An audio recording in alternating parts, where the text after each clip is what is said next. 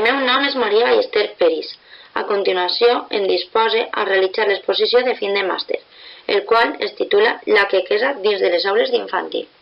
Aquest treball està estructurat segons el següent índex.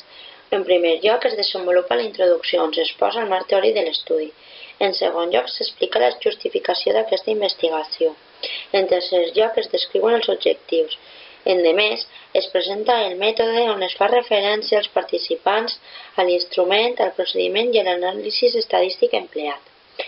A continuació s'explica els resultats obtinguts. Posteriorment, se desenvolupa la discussió i la conclusió, on es realitza una valoració de l'estudi en el que es comenta l'aplicació pràctica, les limitacions trobades i els aspectes a millorar. I finalment s'exposa l'apartat de referències bibliogràfiques, on podem veure els articles i les pàgines web que hem fet servir per a aquest estudi. Què és la quequesa? Segons el manual de CM5, és l'alteració de la fluïdesa i l'organització temporal normals de la parla, caracteritzada per ocurrències freqüents d'un o més fenòmens com repeticions de sons i síl·labes, prolongacions de sons, paraules fragmentades, etc. Aquesta alteració sol aparèixer entre els 2 anys i mig i els 4 anys. Segons la Fundació Americana de la Quequesa, apareix de manera molt variable i no sempre es presenta igual.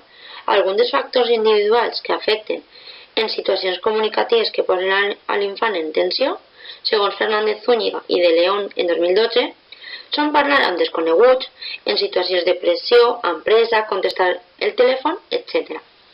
Actualment, la causa del trastorn és desconeguda, però hi ha factors implicats com fisiològics, genètics, ambientals, relacions socioemocionals, el llenguatge i les habilitats motores. A vegades, aquesta alteració de manera espontània desapareix segons Aguado, Gambra, Perelló i Vilarrovira 2013.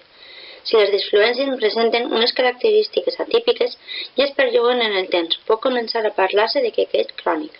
Per això, el paper de l'escola és detectar de manera primerenca aquest trastorn, ja que els infants passin molt de temps al centre educatiu, i així portar a terme una intervenció adient per a l'infant i col·laborar amb els professionals com el mestre d'audició i llenguatge o els logopedes. Per tant, quan un docent detecta disfluències en la parla d'un nen o nena, ha de seguir uns passos, com indica Grossman 2014, que seria parlar amb la família, parlar amb els especialistes del llenguatge i així d'aquesta manera portar a terme el tipus d'intervenció adequat i treballar tots els agents implicats en aquest nen de manera cooperativa. Algunes de les activitats que es poden treballar des de l'escola seria fomentar el llenguatge oral a través de contes, cançons, treballar frases curtes relacionades amb el joc simbòlic i sensibilitzar el grup sobre aquest trastorn, a més de treballar les emocions i l'autoestima. D'aquesta manera, com a docents, fomentarem la seguretat del nen amb quequeig. El paper del mestre és important, perquè és el que passa moltes hores amb els infants, i per això és un dels que pot detectar algun trastorn.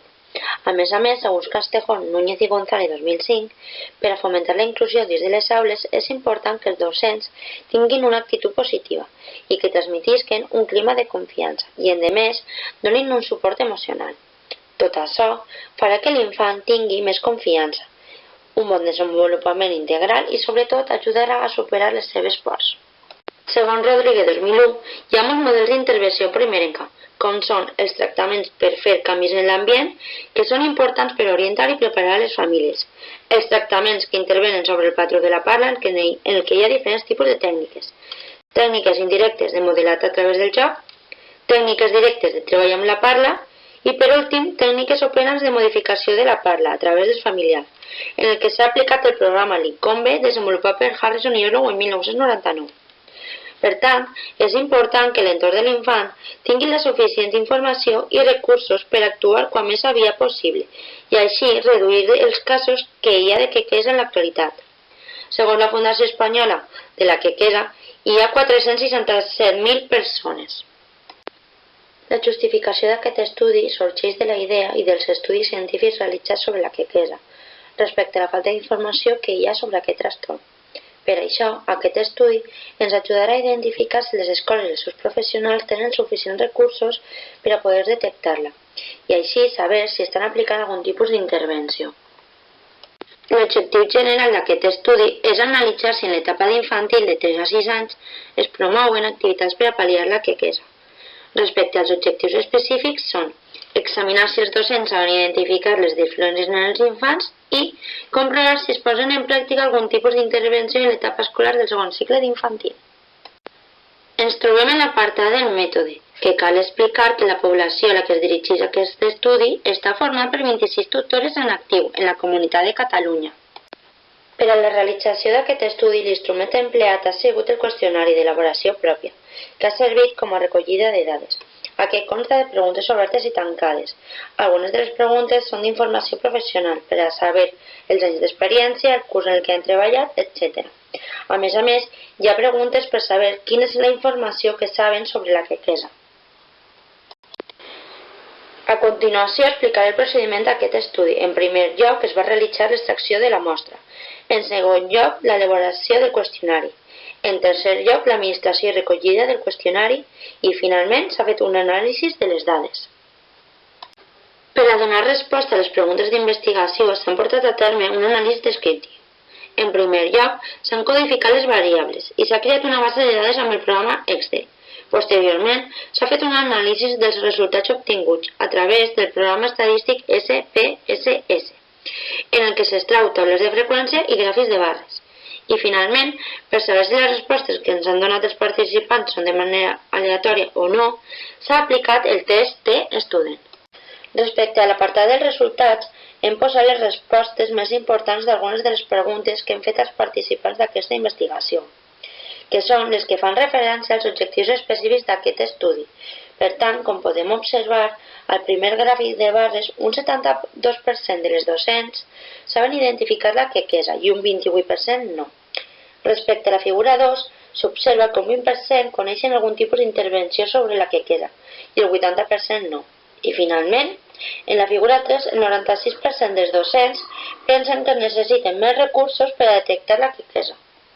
L'anàlisi que s'ha fet és de tipus quantitatiu i les variables d'aquest estudi són univariants, ja que els participants pertanyen al mateix grup, és a dir, mestres d'infantil. Com podeu veure en els gràfics de barres, les respostes s'han codificat binàriament, és a dir, 1 per a la resposta afirmativa i 2 per a la resposta negativa. Per a comprovar si les respostes que ens han donat els participants són aleatòries o no, s'ha posat en pràctica el test T-Student. Com s'observa a les taules, els resultats de les hipòtesis plantejades d'aquest treball és que no es poden ni afirmar ni confirmar, encara que la pregunta de si saben identificar la quequesa sí que és vàlida, ja que la puntuació és menor a 0,05. Perquè respecte a l'apartat de discussió i conclusions, és important mencionar que en referència als objectius de l'estudi, els resultats obtinguts indiquen que el 72% de les docents saben identificar la quequesa i com s'observa en el T-Student, aquesta hipòtesi és acceptada. Endemés, un 80% no saben l'existència dels diferents tipus d'intervenció i un 56% no saben els passos que s'han de seguir quan trobem una disfluència en la parla d'un nen o nena. Com s'ha comprovat, aquestes hipòtesis inicials són rebutjades pel test que s'ha empleat anomenat T-Student. Per tant, la interpretació d'aquests resultats és que no hi ha formació i no hi ha recursos suficients per a detectar la quequesa, perquè es necessita més informació en aquest àmbit, que ajudi els mestres a detectar aquest trastorn i així poder treballar amb la família i els especialistes d'una manera conjunta. Perquè respecte a l'aplicació pràctica d'aquest treball d'investigació, és important mencionar que la quequesa és un trastorn de la parla que s'ha d'intervindre de manera primerenca per a que no es convertisca en un quequeig crònic, com diu Aguado 2013. És per això que a través d'aquesta investigació cal donar informació i formació als docents a través de cursos de formació, pautes, alguna guia o un llibre per a treballar la quequesa i així reduir els casos de quequeig. Un dels punts febles d'aquest estudi són els pocs participants i que sols han participat dones. Com a millora d'aquest estudi, es recomana estendre l'estudi en l'etapa de primària, tant a tutors com a especialistes d'audició i llenguatge com a logopedes. A més, es recomana afegir preguntes més específiques o reformular algunes d'elles. Per a finalitzar, es recomana que es tinguin en compte els aspectes esmentats anteriorment i que es propagui i hi hagi més difusió d'aquest trastorn a dins de les aules. i així poder fer una detecció precoç i no es converteixi el quequeig de l'infant en crònic en l'edat adulta, com explica Galpasoro 2013. Per últim, vos presento les referències bibliogràfiques utilitzades al llarg de l'exposició. Moltes gràcies per la vostra atenció.